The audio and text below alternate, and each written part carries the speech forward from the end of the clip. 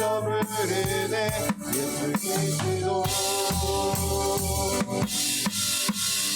우리에게 주신 영광의 이름 나 어찌 잠잠하니 세상에 크게 외쳐 부르니 나의 주 예수 그리스도.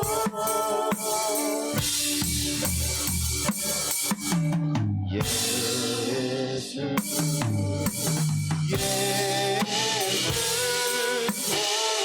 능력의 그 이름 예수 나 외쳐 부르네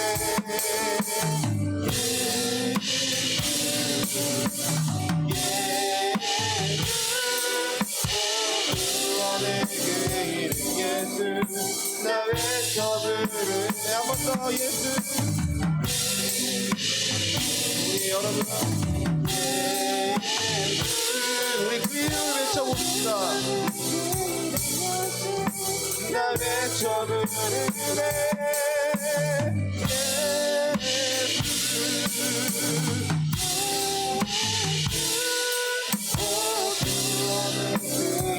예수 나 외쳐 부르네 예수 그리스도. 우리 같이 기도하는 시간을 가졌으면 좋겠습니다. 우리 주변에 몸이 아픈 친구가 있습니까?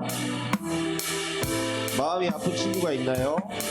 우리 같이 그 예수님 그 이름을 붙들고 나아갔으면 좋겠습니다.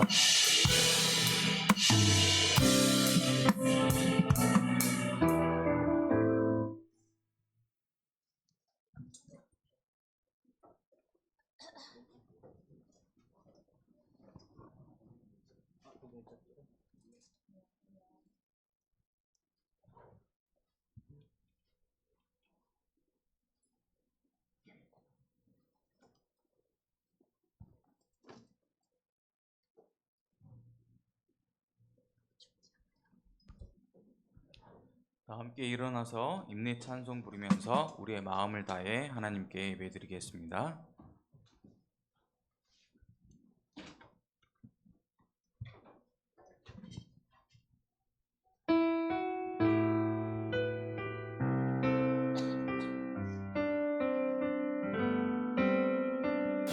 내 안에 주를 향한 이 노래 영원한 노래 있으니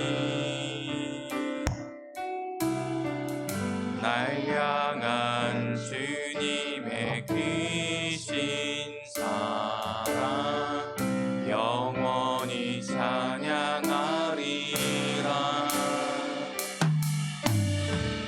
내 안에 주를 향한 이 노래 영원한 노래 있으니 날 향한 주님의 크신 사랑 영원히 찬양하리라. 영원히 찬양하리라. 아름다우신 오 놀라우신 영원할 수 없는 사랑 오 위대하신 하나님의 사랑 영원히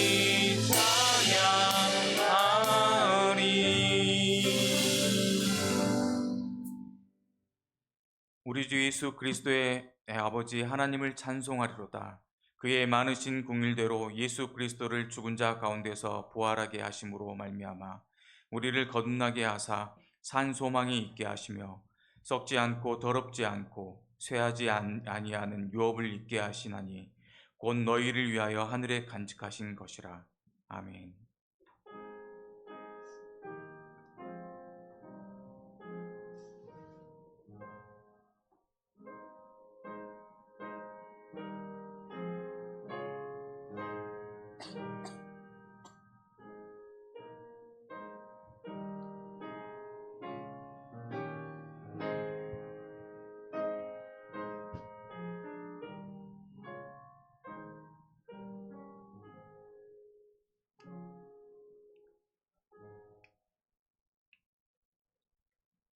영원 무궁토로 찬송과 영광을 받으시기에 합당하신 하나님, 독생자 예수 그리스도의 보혈로 구원받은 백성이 소리 높여 삼위일체 하나님을 찬미하며 예배를 드립니다.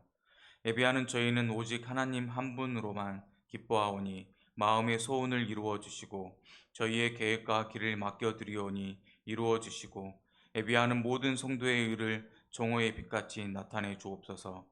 저희의 입술은 하나님의 사랑을 찬양하게 하시고 저희 영혼은 저희를 구원하신 예수님의 은혜를 자랑하며 선포하게 하옵소서.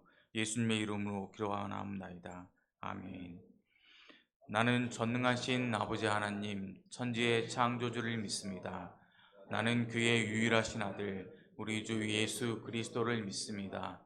그는 성령으로 잉태되어 동정녀 마리아에게서 나시고 본디오 빌라도에게 고난을 받아 십자가에 못 박혀 죽으시고 장사된 지 사흘 만에 죽은 자 가운데서 다시 살아나셨으며 하늘에 오르시어 전능하신 아버지 하나님 우편에 앉아 계시다가 거기로부터 살아있는 자와 죽은 자를 심판하러 오십니다. 나는 성령을 믿으며 거룩한 공교회와 성도의 교제와 죄를 용서받는 것과 몸의 부활과 영생을 믿습니다. 아멘. 이 시간 지난 한 주간 살아가면서 지은 모든 죄를 침묵으로 참회하겠습니다.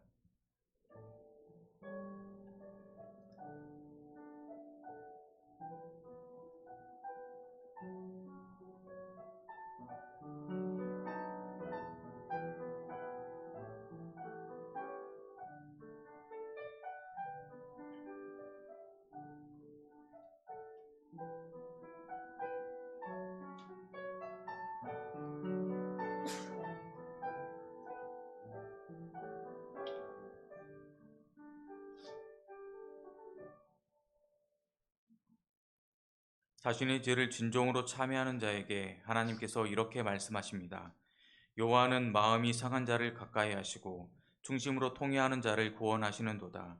그의 모든 뼈를 보호하시며 그 중에서 하나도 꺾이지 아니하도다. 아멘. 우리 박수 치면서 같이 찬양하겠습니다.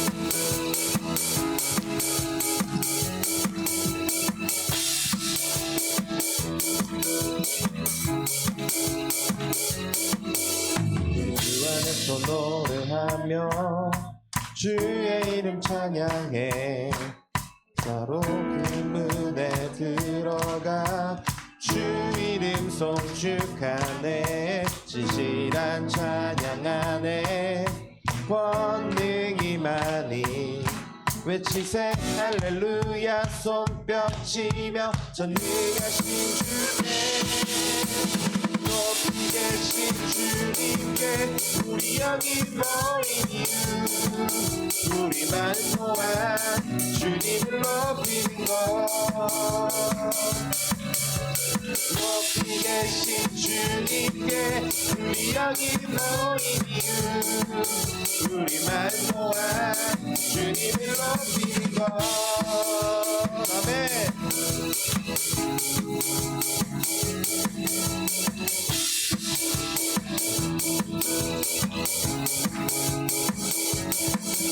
우리 주 안에서 노래하며 주의 이름 찬양해 감사로 그 문에 들어가 주 이름 송축하네 진실한 찬양 안에 권능이 많이 외치세 할렐루야 손뼉치며 전능하신 주께 높이 계신 주님께 우리 여기 모인 이유 우리만 모아 주님을 높이는 것 높이 계신 주님께 우리 여기 모인 이유 우리만 모아 주님을 높이는 것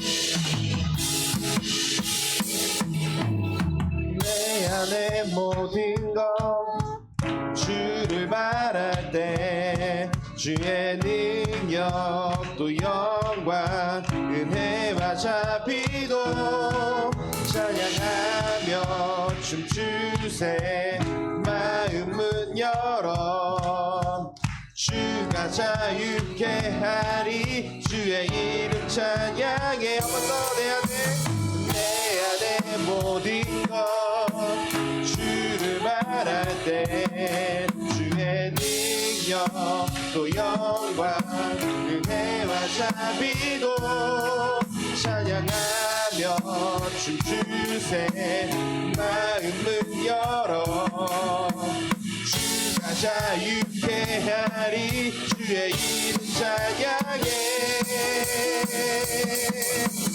높이 계신 주님께 우리 여기 모인 이유 우리 말 모아 주님을 높이는 것 높이 계신 주님께 우리 여기 모인 이유 우리 말 모아 주님을 높이 우리 한 번 더 높이 계신 주님께 높이 계신 주님께 우리 여기 모인 이유 우리 마음 모아 주님을 우리 주님을 더 높여드립시다. 높이 계신 주님께 높이 계신 주님께 우리 여기 모인 이유 우리 마음 모아 주님을 높이는 것 할렐루야.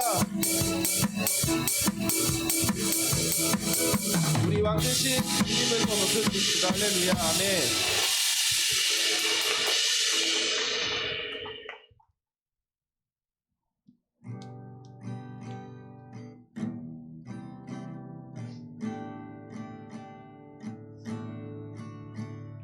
우리는 주의 움직이는 교회 이곳은 주님을 위한 자리 내가 기도하는 모든 땅 위에서 하나님 예배받을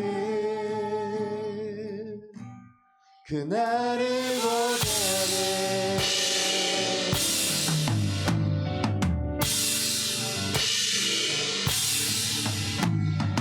우리는 주의 움직이는 교회 이곳은 주님을 위한 자리 내가 기도하는 모든 땅 위에서 하나님 예배받을 그날을 고대하네 나의 노래로 주님의 성전을 지으리 높임을 받으소서 이스라엘 찬송 증거하신 주님이 거룩하십니다 손들어 주님의 보좌를 만들고 온 만나에 경배하리 그는 나의 사이에 임하신 것처럼 내 위에 임하소서 우리는 주의 움직이는 교회 이곳은 주님을 위한 자리 내가 기도하는 모든 땅 위에서 하나님 예배받을 그날을 고대하네 아멘 나의 노래로 주님의 성전을 지으리 높임을 받으소서 이스라엘 찬송 증거하신 주님이 거룩하십니다 손들어 주님의 보좌를 만들고 온 만사에 경배하리 그는 나의 사이에 임하신 것처럼 내 위에 임하소서 하나님 우리가 이곳에 섰으니 이 땅을 치유하소서 하나님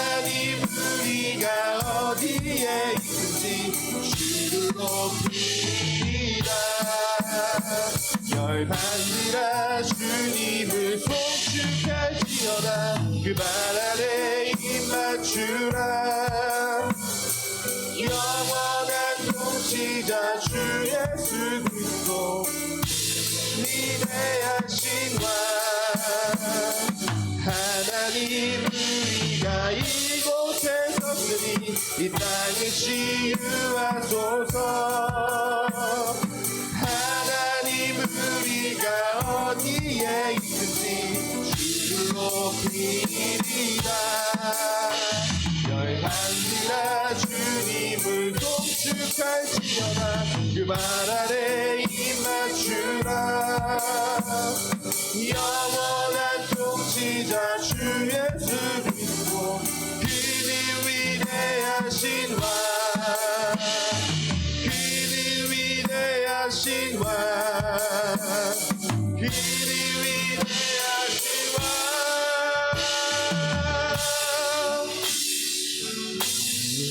주의 움직이는 교회, 이곳은 주님을 위한 자리. 내가 기도하는 모든 땅 위에서 하나님 예배받을 그날을 고대하네.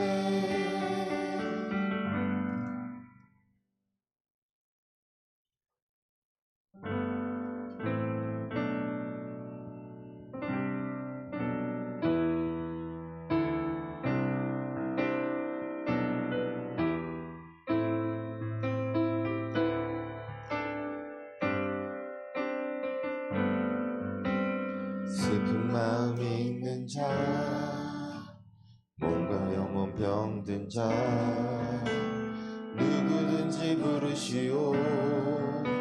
예수 이름 부르시오. 그 이름을 믿는 자, 그 이름을 부르는 자, 그가 어떤 사람이든 그는 구원 얻으리. 슬픈 마음 있는 자, 몸과 영혼 병든 자, 누구든지 부르시오. 예수 이름 부르시오. 그 이름을 믿는 자, 그 이름을 부르는 자, 그가 어떤 사람이든 그는 구원 얻으리.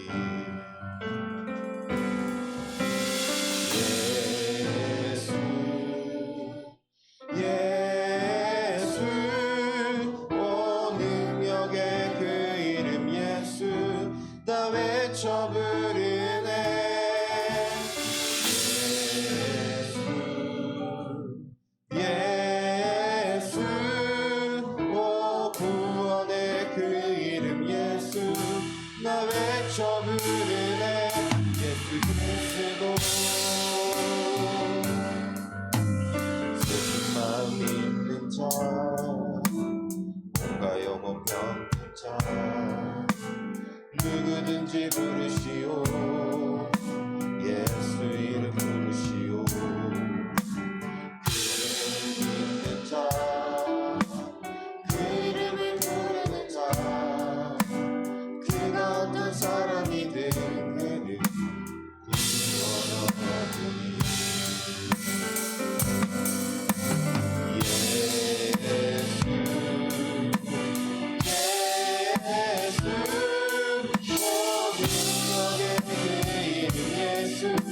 나 외쳐 부르네. 예수, 예수, 오 구원의 그 이름 예수, 나 외쳐 부르네. 예수 그리스도. 은과 금은 내게 없으나 나 가진 건 너에게 주니. 능력의 이름 예수라, 능력의 이름 예수라. 그 이름을 붙드시오. 그 그 이름을 믿는 자, 그 이름을 믿는 자, 그 이름을 외치는 자, 그 이름을 외치는 자. 그가 어떤 사람이든 그는 주의 영광 보리라. 예수 예수 모든 영의 그 이름 예수 나 외쳐 부르네. 예수 예수 구원의 그 이름 예수 나 외쳐 부르네. 예수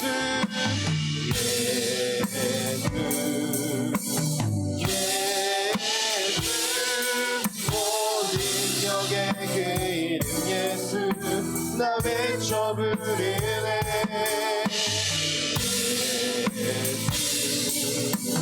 예수 구원의 그 이름 예수 나 외쳐 부르네.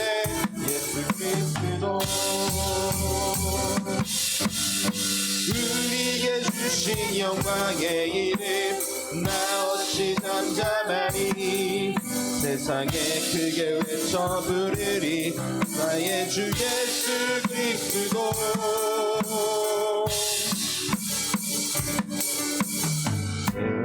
예수 예수 모든 영의 그 이름 예수 나 외쳐 부르네. 예수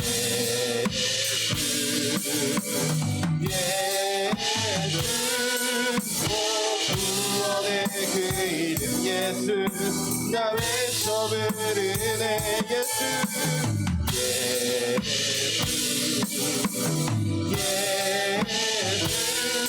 모든 영의 그 이름 예수 나 외쳐 부르네.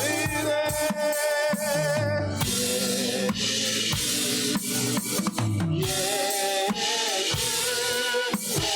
구원의 그 이름 예수 나 외쳐 부르네. 우리 이 시간 같이 기도했으면 좋겠습니다. 우리 주변에 몸이 아픈 사람이 있습니까? 그리고 마음이 아픈 그런 친구나 형제, 자매가 있습니까? 우리 이 시간 같이 기도합시다. 그 모든 아픔을 치유하시는 분은 오직 그 이름 예수 그리스도 그 한 분뿐임을 선포하며 나아갑시다. 우리 같이 기도하며 나아가겠습니다. 주님, 우리를 인도하여 주시옵소서. 우리에게는 은과 힘을 얻고 우리에게는 가장 귀한 것이 있으니 능력의 이름 그 예수 그리스도. 그 능력입니다. 그 이름이 능력입니다. 우리 주님 앞에 나아가 치유받고 싶습니다. 아니 우리를 부탁드립니다.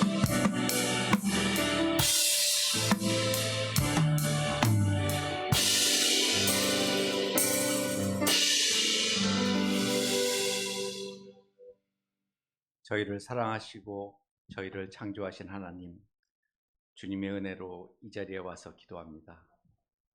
남들이 영어 단어 하나 외울 때, 친구들이 수학 문제 하나 풀 때, 저는 여기서 주님께 눈 감고 고민에 빠져 있습니다. 제 마음속에 불안이 올라옵니다. 세상은 자기 것만을 지키라고 하며 누군가를 이겨야 쟁취할 수 있다고 하는데 무엇을 기도해야 될지 모르는 채 이 자리에 있는 제 모습을 바라봅니다. 짜증과 답답함이 올라옵니다. 주님, 주님께 예배드리면, 기도하면, 매달리면 이 답답함과 고민이 해결될지 묻고 싶습니다. 주님, 간절히 기도합니다. 저에게 찾아오셔서 이 불안한 마음을 감싸주시고 이 답답한 저의 참모습을 주님을 통해 발견하게 해주십시오. 영어 단어 하나가, 수학 문제 하나가 세상을 바꿀 수 없으며 이기심과 경쟁은 세상에 굴복하는 것이지 이기는 것이 아님을 알게 하시고 주님이 알려주신 사랑이 저와 저희 친구와 세상을 구원한다는 것을 깨닫게 하여 주시옵소서. 오늘 예배의 시간 주님의 말씀이 조금 더 선명하게 들리고 주님의 임재가 조금 더 생생하게 느껴지길 기도합니다. 이 예배에 저와 함께 하여 주십시오. 주 예수 그리스도의 이름으로 기도합니다. 아멘.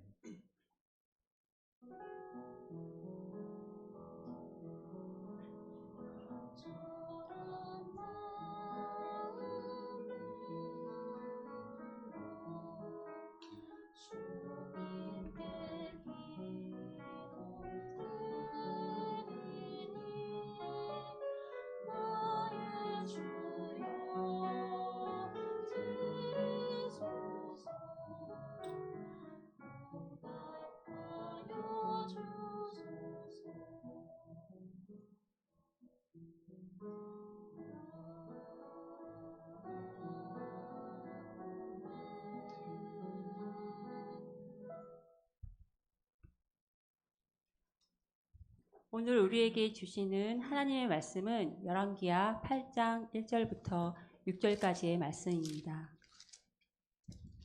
열왕기하 8장 1절부터 6절까지의 말씀입니다.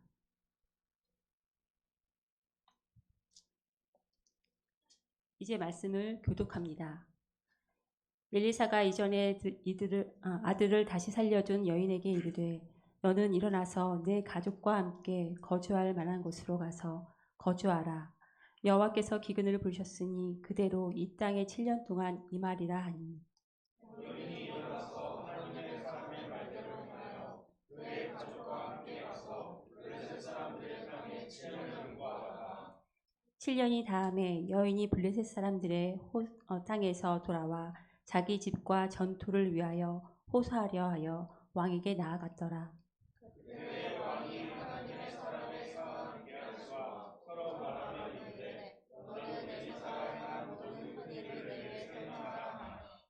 게하시가 곧 엘리사가 죽은 자를 다시 살린 일을 왕에게 이야기할 때에 그 다시 살린 아이의 어머니가 자기 집과 전투를 위하여 왕에게 호소하는지라.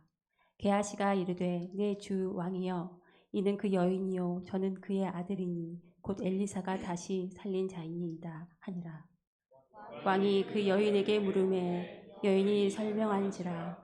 왕이 그를 위하여 한 관리를 임명하여 이르되 이 여인에게 속한 모든 것과 이 땅에서 떠날 때부터 이제까지의 그 밭의 소출을 다 돌려주라 하였더라.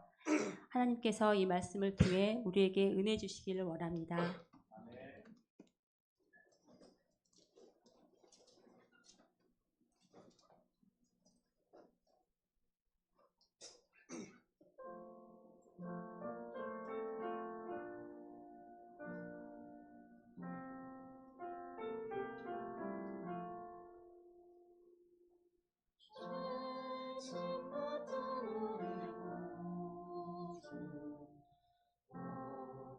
좋은 친구인지 걱정 근심으로인지 우리 주께 묻을세.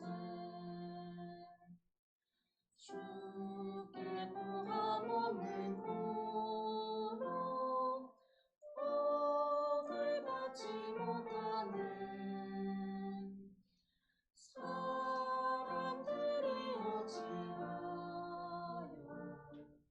나를 주를 모를까. 시험 걱정 모든 괴로 없는 사람 누군가. 부질없이 나심 말고 기도드려 아뢰세. 이런 진실하신 친구 찾아볼 수 있을까. 우리 역함하시오니 오지 아니하를까. 근심 걱정으로 운지 아니 진짜 누군가 이 감춰낸 우리 예수 주께 기도드리세 세상 친구 멸시하고 너를 조롱하여도 예수 품에 안기어서 참된 위로가 됐네. 아멘.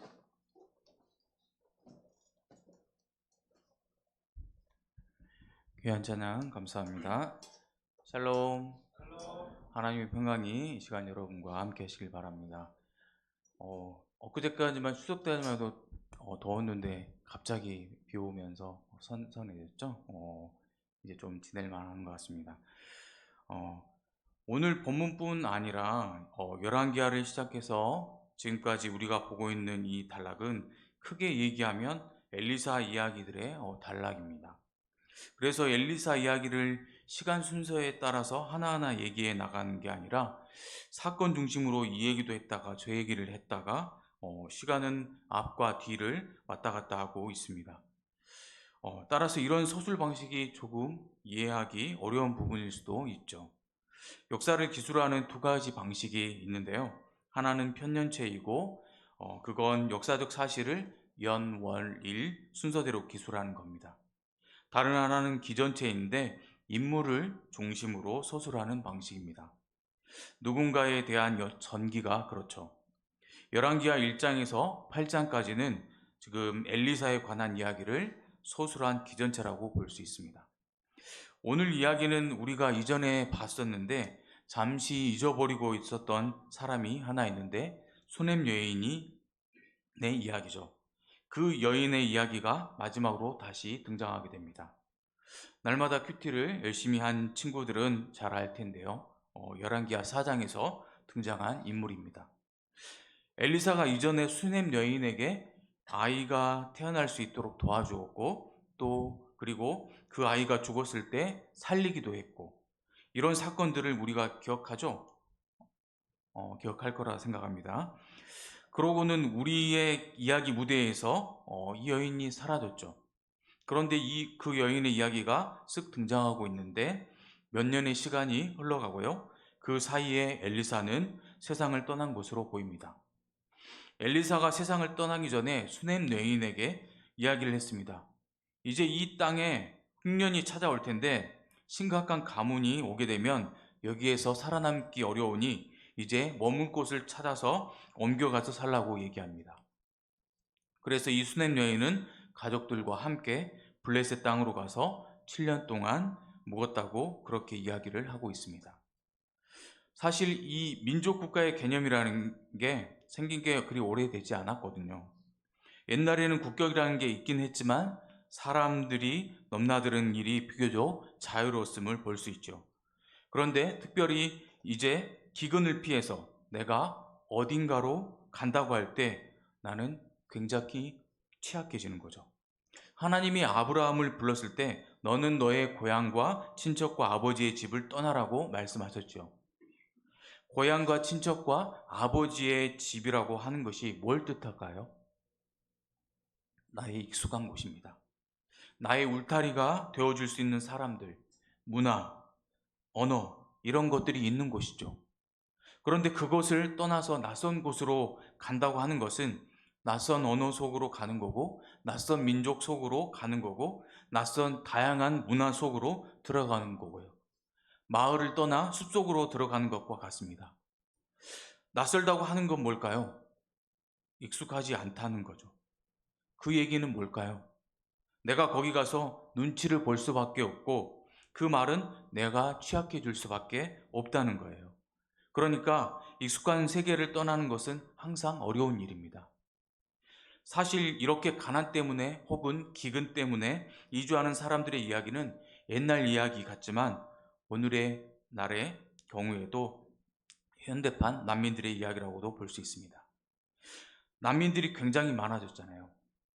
우리가 살고 있는 세상에는 난민들이 왜 그곳에 머물러 있냐면, 그들은 고향을 떠날 수밖에 없냐면, 예를 들어 아주 폭력적인 군부 세력이 장악을 하고 있어서 내 삶을 기약할 수 없다든지, 극단적인 가난 때문에 살 수가 없을 때 여기 있어도 좋고 떠나가도 좋은 그런 상태가 아닌, 그러니까 어쩔 수 없이 나의 기존의 삶의 터전을 버리고 새로운 희망을 향해서 떠나는 것이죠. 그건 위험을 무릅쓰고 하는 것이고, 때론 거의 모든 경우가 목숨을 건 도피를 하는 거죠. 사하라 이남 지역에 살고 있는 많은 사람들이 살 길을 찾아 유럽으로 가기 위해 트럭에 성냥갑 마냥 꽉 차가지고 오다가 사막을 통과하는 중에 죽는 사람도 많고, 아프리카 쪽에 와서 목선이나 고무보트 같은 걸 타고 지중해를 건너다가 그만 파손돼 죽는 이런 일들이 굉장히 자주 벌어지고 있죠. 소금 눈물이란 책이 있는데요. 북아프리카에서 출발한 난민들이 불법적으로 몰래 유럽으로 건너가는 거죠. 그들의 꿈의 장소가 어디냐면 람페두사라고 하는 섬입니다. 이탈리아 몰타섬과 북아프리카 튀니지 사이에 있는 작은 섬이지요. 이탈리아보다 튀니지에서 가까워 유럽보다는 아프리카에 가깝고 유럽에 다다르는 가장 빠른 길입니다. 람페두사 역시 몰타처럼 이탈리아 아름다운 그런 휴양지입니다. 거기에 당도하면 어쨌든 난민들은 살 수 있다고 생각하고 람페두사로 가지요. 람페두사에 피에트로라는 의사 선생님 한 분이 거기에서 일을 하고 있었습니다. 난민선을 타고 오다 전복돼서 바다에 빠져 죽은 사람들의 시신을 해부하면서 사연을 밝혀내고, 또 여기까지 오느라 건강 상태가 좋지 않은 사람들을 치료해 주기도 하고, 또 그들을 누군가와 연결시켜서 살 수 있도록 해주는 그런 일들을 하고 있었습니다. 정말 수없이 많은 난민들을 만나죠. 그런데 그분이 한 사람을 잊을 수 없다고 얘기합니다. 그는 시리아에서 전쟁이 일어나고 탈출했던 사람인데 람페두사 섬에 도착했어요. 아내와 9달 된 아기가 함께 있었습니다. 이제 안도할 수 있잖아요. 그런데 살아남았다고 하는 안도감 같은 게 얼굴에 없어요. 참담해요. 그래서 말을 좀 붙이지만 처음엔 말을 잘 안 합니다. 나중에 그 사람의 사정을 알게 됐습니다. 보트를 타고 지중해를 건너오다가 큰 파도가 쳐서 배가 전복됐습니다. 그때 자기는 9달 된 아이를 자기 위도 속에 집어넣고 자신은 수영을 잘했기 때문에 아이 하나는 이렇게 안고, 수영을 못하는 아내의 손을 붙잡고, 그리고 3살 배기 아들의 손을 또 한쪽의 손으로 잡고 배영을 치고 있었죠. 이렇게 구조대가 오기를 기다리면서, 그런데 아무리 기다려도 구조대는 오지 않고 자기의 힘은 다 빠지고 이러다가 다 죽겠다. 따라서 결정의 순간이 온 겁니다. 결국 뭘 했냐면 오른손에 잡고 있었던 3살 박이 아이의 손을 놓은 거예요. 그리고 아이가 멀어져 가는 모습을 보고 있어요. 그런데 몇 분 후에 헬기가 와서 구조했다는 겁니다. 그 광경을 보고 나니까 견딜 수 없는 이 고통을 죽을 때까지 이 시리아 난민은 그 경험을 안고 갈 수밖에 없는 거죠. 이런 선택을 강요당할 수밖에 없는 처지에 사람들이 있다는 거죠. 사실 유럽이나 여러 나라에서 난민 문제는 매우 심각한 문제이죠. 사실 그 땅에 살고 있던 이들에게 난민의 존재는 불편함을 초래하는 것은 분명합니다. 그래서 무조건 들어오지 말라고 얘기하는 것도 그렇고 다 받아들이는 것도 여기에 딜레마가 있습니다. 어떻게 인류가 함께 살아가야 할 사람들을 소중히 여기며 함께 공존해야 할지에 대한 지혜를 모아야 할 때인데, 고대 세계에서도 이렇게 난민이 돼서 세상을 떠도는 이들이 있었는데 여기 수넴 여인도 그 중에 하나였다는 얘기입니다. 자, 그런데 이 여인이 돌아왔습니다. 그리고 왕을 찾아옵니다. 왜 찾아왔냐면 집을 떠나 있는 동안에 그가 원래 그에게 속해 있었던 전답이 타자 명의로 다 돼 있어서 타자가 가져갔기 때문에 그것을 돌려받기 원해서 여인이 왕을 찾아왔습니다. 근데 공교롭게도 그때 왕은 누구와 이야기를 나누고 있었냐면 엘리사의 사환이었던 게하시와 함께 이야기를 나누고 있었죠. 그리고 왕은 게하시에게 얘기했어요. 엘리사의 큰일, 즉 기적의 이야기를 다 들려다는 거예요. 어떤 기적이 일어났는지, 그래서 아기를 낳지 못하는 여인에게 어떻게 아기를 낳게 되었는지, 그 아이가 죽었다가 어떻게 살아났는지 그 얘기를 하고 있는데 그 여인이 딱 증명한 거예요. 공교롭게도 바로 이 여인입니다. 이 아이입니다. 그렇게 얘기해요. 정말 엘리사의 놀라운 기적 이야기가 입증이 된 셈이죠. 그러자 여인이 자기의 사정을 소상히 알리고, 그래서 왕이 자기 신하 하나를 시켜서 이 여인의 억울함을 없도록 풀어주라고 해서 그 문제가 해결됐습니다. 오늘 본문의 수넴 여인의 이야기는 이렇게 해결되는 한 단락으로 딱 마치게 됩니다. 그런데 오늘 본문 이야기가 말하는 것이 무엇일까요? 수넴 여인이 엘리사의 말에 순종해서 살게 되었더라, 이걸 말하는 것일까요? 물론 그것도 맞지요. 그런데 성경은 한가한 책이 아니에요. 성경의 모든 말씀에는 하나님의 의도가 들어가 있어요. 그런데 오늘 본문은 도대체 하나님의 어떤 의도로 이 이야기를 적어 놓으셨을까요? 그럼 이 이야기의 주인공은 누구일까요? 엘리사, 수넴 여인, 게하시? 전 왕이라고 생각합니다. 왕이 게하시도 불러서 얘기도 듣고 왕이 어떻게 하라고 얘기도 하고 그랬잖아요. 그런데 이 왕이 누구냐면 아합 왕의 아들 여호람이에요. 성경에 기록된 가장 악한 왕의 아들이에요. 이 여호람에 대한 평가도 아버지와 똑같이 행하였더라, 그렇게 나와요. 그 엄마는 가장 악한 여자 이세벨 왕비예요. 그런 아빠와 엄마 밑에서 뭘 배웠겠어요? 그걸 그대로 배웠겠죠. 그런데 수넴 여인이 왕궁으로 오고 있던 그때 여호람 왕이 무슨 영문인지 몰라도 엘리사의 사환 게하시를 불러요. 너는 엘리사가 행한 모든 큰일을 내게 설명하라. 그래서 게하시가 열심히 그 여인과 아들을 살리게 된 경위를 왕에게 아뢰었어요. 근데 여기서 의문이 드는 게 하나 있어요. 게하시가 나아만 장군 그 사건 때 뇌물을 취해서 나병에 걸렸잖아요. 나병에 걸렸는데 나병 환자는 절대로 성내에 살 수가 없지요. 그 당시 율법에 의해선. 더군다나 왕 앞에 갈 수도 없어요. 그런데 게하시가 병이 나았다는 얘기도 없죠.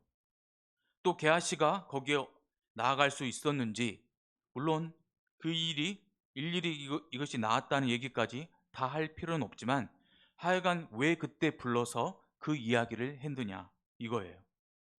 세상은 그것을 우연이라고 부르죠.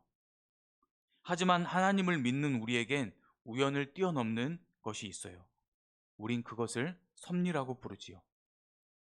설명을 열심히 하고 있는 그때 바로 수넴 여인과 그 아들이 왕에게 나와요. 절명한 타이밍이죠.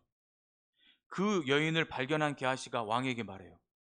내 주 왕이여, 이는 그 여인이요, 저는 그 아들이니 곧 엘리사가 다신 살린 자이다.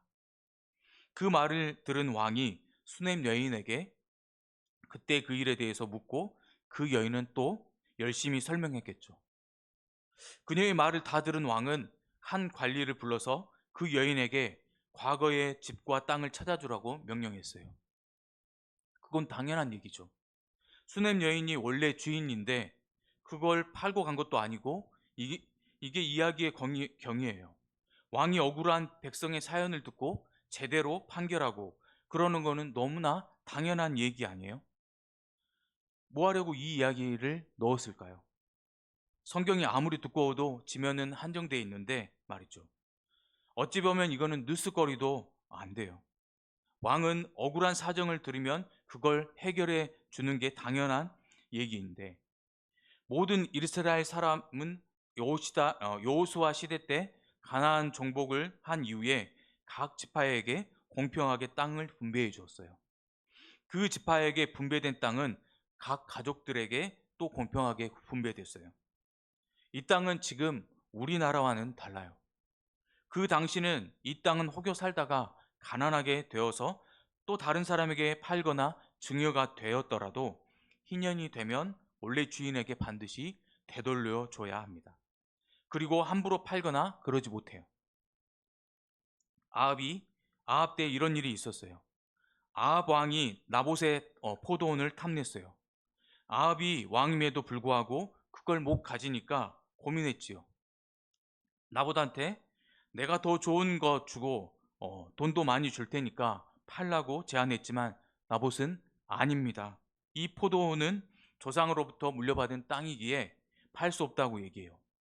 밤새 고민하니 그걸 본 이세벨이 세운 계략으로 나봇의 포도원을 빼앗을 수 있었지요.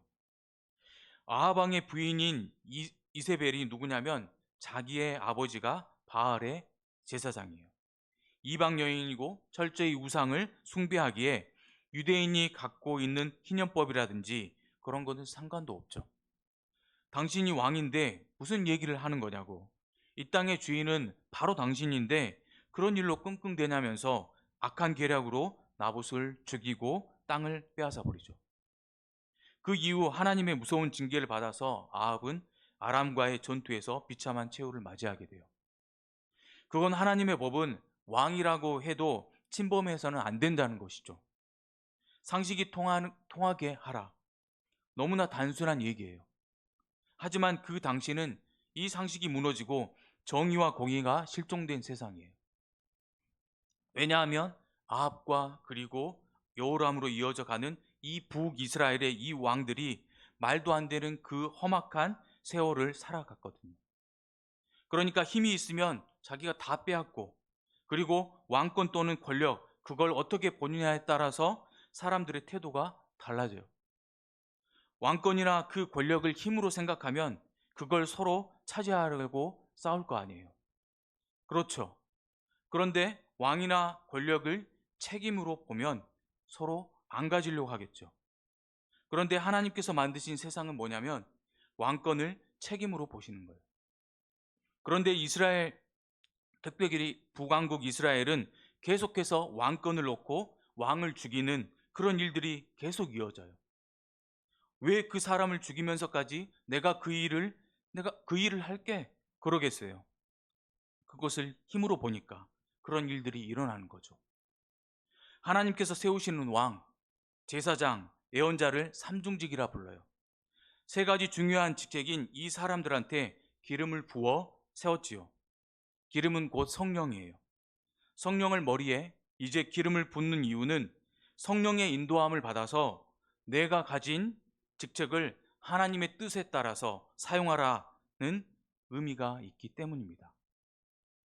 그러니까 삼중직은 권력, 힘, 자리, 지위 이런 것이 아니라 하나님은 철저하게 책임을 묻고 계시는 거예요.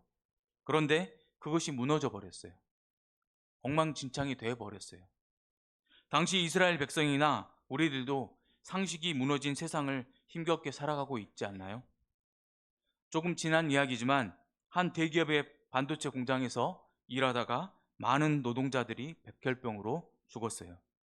근데 누가 봐도 그거는 그 일 때문에 임에도 불구하고 절대로 산재 인정이 안 되는 거예요. 그들은 돈도 권력도 없으니 의학적으로도 법적으로도 할 수 있는 게 없어요. 억울하게 죽고 병에 걸린 힘없는 사람들은 그 회사 앞에서 농성밖에 할 수 있는 게 없죠. 상식이 안 통하는 세상이지요. 그러니까 제가 이걸 읽으면서 든 생각은 하도 상식이 안 통하는 세상에 여호람 왕이 왠지는지 몰라도 한번 왕으로서의 책임을 한번 해준 거라는 것이에요. 열왕기는 반성문이에요. 바벨론 포로로 끌려간 이스라엘 백성들이 우리가 하나님이 세워주신 나라를 왜 잃었는가? 바벨론 강가에서 눈물을 흘리며 예루살렘을 그리워하면서 쓴 것이 열왕기예요.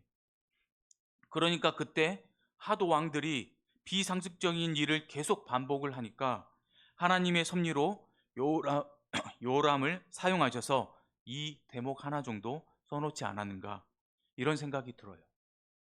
폐악을 일삼던 여호람이 잠깐 제정신이 아니었던 게 아니라 오로지 하나님의 은혜로 말이죠. 기독교 신앙은 어게인스트 상식이 아니에요. 그러니까 상식에 반하는 것이 아니에요. 기독교의 가르침은 인상식, 어버브 상식이에요. 상식 안에 있으면서 또 상식을 초월하는 것이에요. 잘 들어보세요. 옛날에는 노예가 상식이었어요. 그 다음에 어린아이와 여자들은 남자들의 재산이었어요. 그게 상식이었어요. 거기에 대해서 어버브한 거예요. 어게인스트 한 게 아니에요. 그걸 넘어서서 노예도 해방시키고 어린이와 여자들의 인권을 신장시키고 그랬잖아요.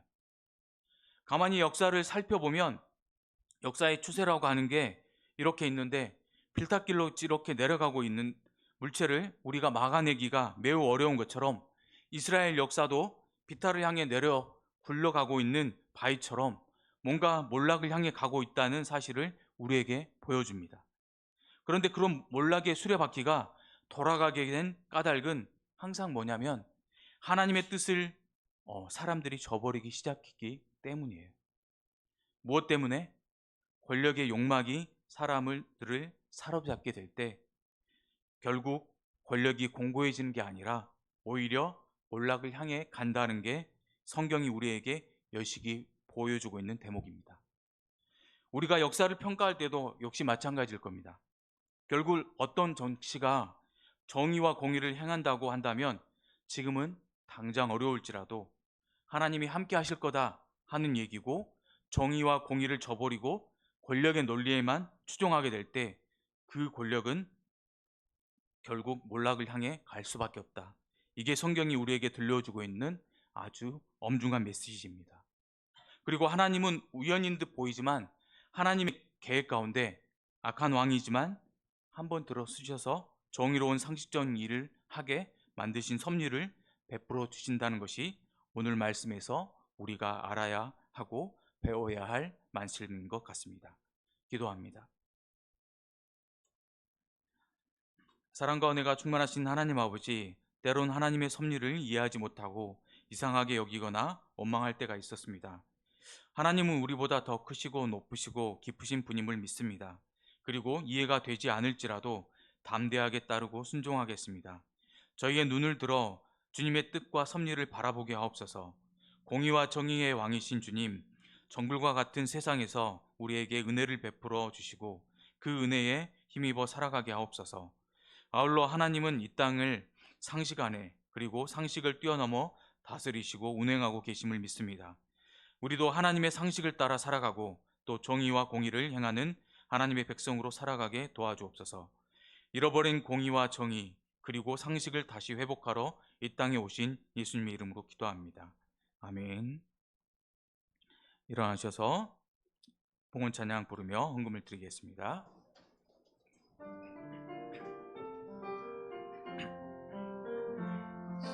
나의 모습, 나의 소유, 주님 앞에 모두 드립니다. 모든 아픔, 모든 기쁨, 내 모든 눈물 받아주소서. 나의 생명을 드리니 주 영광 위하여 사용하옵소서. 내가 사는 날 동안에 주를 찬양하며 기쁨의 제물 드린 나를 받아주소서. 어제 일과 내일 일도 꿈과 희망 모두 드립니다. 모든 소망, 모든 계획, 내 손과 마음 받아주소서. 나의 생명을 드리니 주 영광 위하여 사용하옵소서.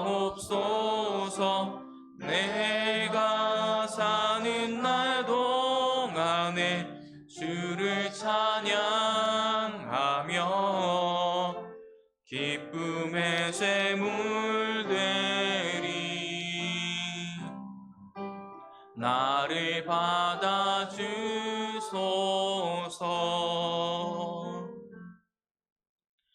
사랑과 은혜가 충만하신 하나님 아버지, 주님은 말씀하신 바를 지키시는 신실하신 분이십니다. 주님의 성품을 본받아 저희도 약속을 지키며 살아가는 신실한 이가 되게 하옵소서. 결실의 계절입니다. 농부가 한 해 농사를 수확하듯이 우리 수험생인 고3 학생들과 또 모든 학생들이 열심히 공부한 만큼 귀한 노력의 열매를 맺게 하옵소서. 또한 주님께서 우리에게 허락하신 것들에 감사를 표할 줄 아는 복받는 자가 되게 하옵소서. 영과 육이 살찌어 성장하고 건강한 신앙을 지닌 청소년 2부 학생들이 되게 하옵소서. 예수님의 이름으로 기도합니다.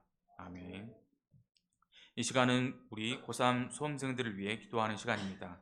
수능 준비를 하며 1년 내내 달려온 것이 고3 학생들에게 체력적으로 정신적으로 힘들겠지만 스트레스를 조금이라도 덜 받고 공부하고 남은 기간을 잘 마무리할 수 있도록 기도합시다. 과도하고 획일적인 입시 경쟁으로 인해 심신이 지친 우리 고등학생들을 불쌍히 여기시고 그들의 몸과 영혼을 만져달라고 함께 기도합시다. 아울러 우리 교육제도와 사회가 학생들의 교육 고통을 줄이고 교육의 본질을 살리는 방향으로 변화되게 해달라고 다 같이 기도하겠습니다. 기도합니다. 사랑해 주님, 주님께서 우리 고3 학생들 올 한 해 1년 동안 열심히 준비하며 공부하며 이렇게 오게 하심을 감사합니다. 그동안 해온 정말 이 수고 가운데 너무나 힘들고 어려웠을 것입니다. 그 가운데 함께 해주시고 주님 남은 기간 주님 그 가운데서 잘 준비하며 평안하게 해나갈 수 있게 하시옵소서.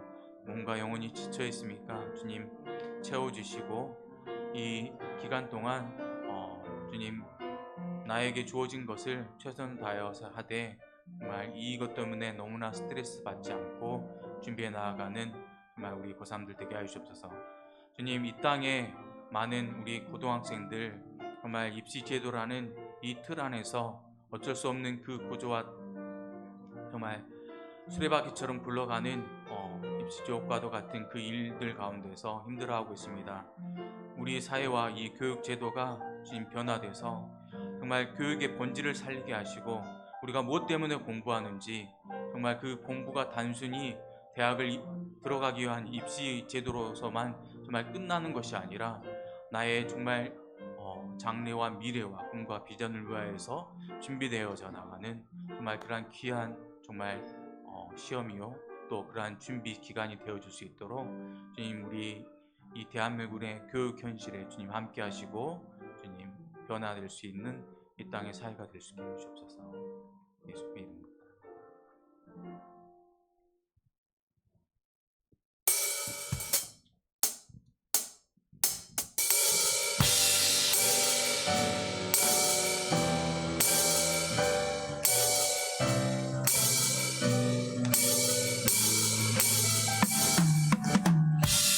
하늘보다 높은 주의 사랑 하늘에서 그 사람이 되려 영원한 사랑 알게 하소서. 너무 깊은 주의 끝없는 사랑 우리에게 하소서. 그 사랑 더 알게 하소서. 나에게 부소서. 끝없는 사랑 원합니다. 하늘보다 높은 주의 사랑 하늘에서 그 사람이 되려 영원한 사랑 알게 하소서. 너무 깊은 주의 끝없는 사랑 우리에게 하소서. 그 사랑 더 알게 하소서. 나에게 부소서. 끝없는 사랑 원합니다.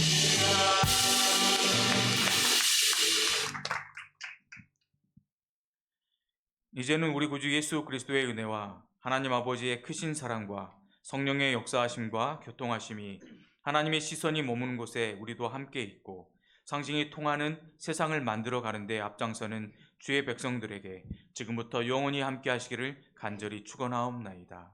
아멘.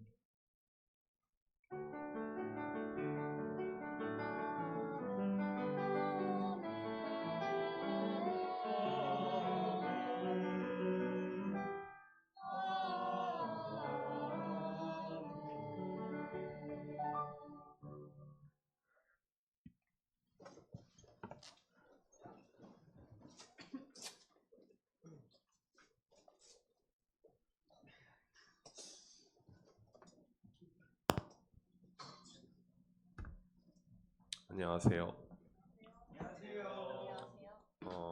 저희 반이 행한 선한 일들을 오늘 제가 발표하도록 하겠습니다. 저도 기억이 안 나요. 1학년 3반이시랍니다. 네. 일단은 1학년 3반 김보영 학생은 길을 잃어서 이제 도움이 필요한 사람을 도와주어서 이제 그 사람이 그 길을 찾아갈 수 있도록 이제 같이 가주었다고 합니다.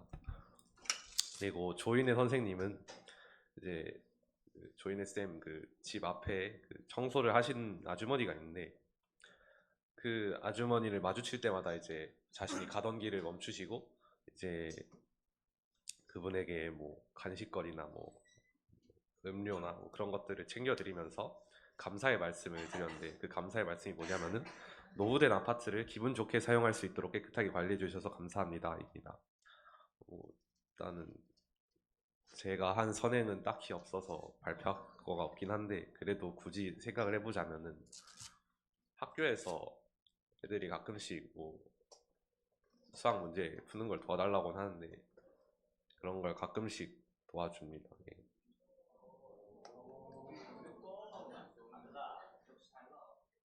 그래요.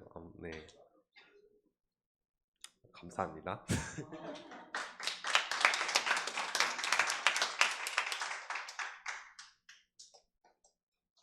안녕하세요. 광고 시작하겠습니다. 네, 저희 이제 세례익교 교육이 있대요. 그래서 기간은 10월 6일부터 10월 27일 이제 4주간 시험 기간이긴 한데 4주간 주일 교육인데 오면 그래도 그래도 일요일 한번 이렇게 나오는 건데 나올 수 있으신 분은 나오시면 되겠고 시간은 11시부터 11시 반까지 장소는 청년부 다락방에서 한다고 합니다. 네, 다음이요. 그리고 WB 프로젝트 오늘 제가 못 가져왔거든요. 오늘 이게 그 많은 책들 사이에 성경책을 이렇게 껴둘 수가 없더라고요. 이게 너무 눌려가지고 그래서 잠깐 빼놨는데 까먹었나 봅니다. 네. 여러분 저처럼 까먹지 마시고 다음 주에는 다 같이 가져올 수 있도록 하겠습니다. 저도 가져올 거고 가져올 수 있도록 합시다. 네, 다음이요. 30, 30 프로젝트인데 저 오늘도 좀 늦었거든요. 제가 한 1분, 2분 정도 늦었는데